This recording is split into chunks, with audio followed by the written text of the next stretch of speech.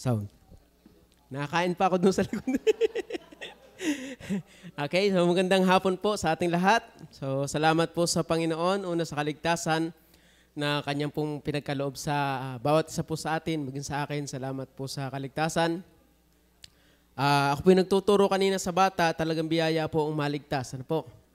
At yun po ay hindi po dahil sa ating gawa, sa ating performance, kundi sa biyaya po ng Diyos. Dahil kung atin pong titingnan ang kaligtasan ay wala hong bahagi ang tao, lahat po ay gawa ng Diyos. Salamat po sa kaligtasan at salamat po doon sa inyo pong binigay sa amin na biyaya. Ano po, yung Workers Appreciation, isa po sa pinagpapasalamat ko yon. At ako po, kami po yung natuwa. Ano, dahil ho yung mga yan, sabi ho nila, yun, libre na ang sabunot. Ano, kami itong tuwa, kami ho'y blessed na blessed, kami ho'y salamat na salamat sa inyong mga binigay. Ano, kami po yung nagpapasalamat doon. At salamat din sa buhay, sa kaligtasan, sa inyong binigay na biyaya at sa binibigay pang buhay ng Panginoon na nagagamit sa gawain.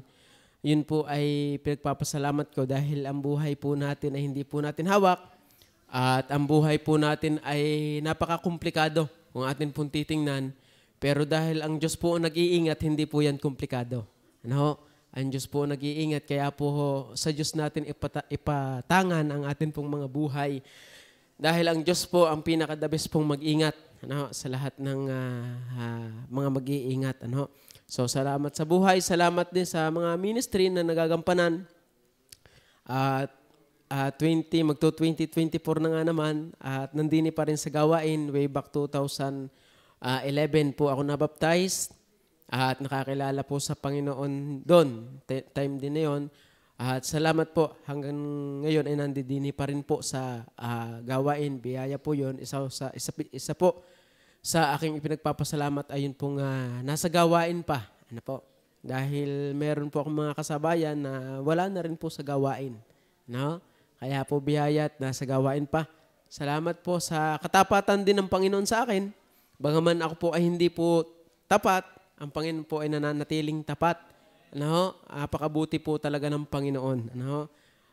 Siya po yung nananatiling tapat, bagaman tayo po ay may utos siya sa atin na atin pong ganapin, pero po minsan hindi po talaga natin kayang ganapin dahil tayo-tao lang. Pero salamat yung katapatan po ng Panginoon ay hindi pa rin po nagbabago sa kanyang mga anak. So salamat po doon at salamat po sa lahat ng biyaya na natatanggap na akin pong natatamo. Biyaya po ng napakarami po, hindi po mabilang ang biyaya pong natatanggap. Ang isa lang namang biyaya pang hinihingi ko sa Panginoon ay So kung bibiyayaan, So yun po, marami pong biyaya at pagpapasalamat, di ko lang humaalala.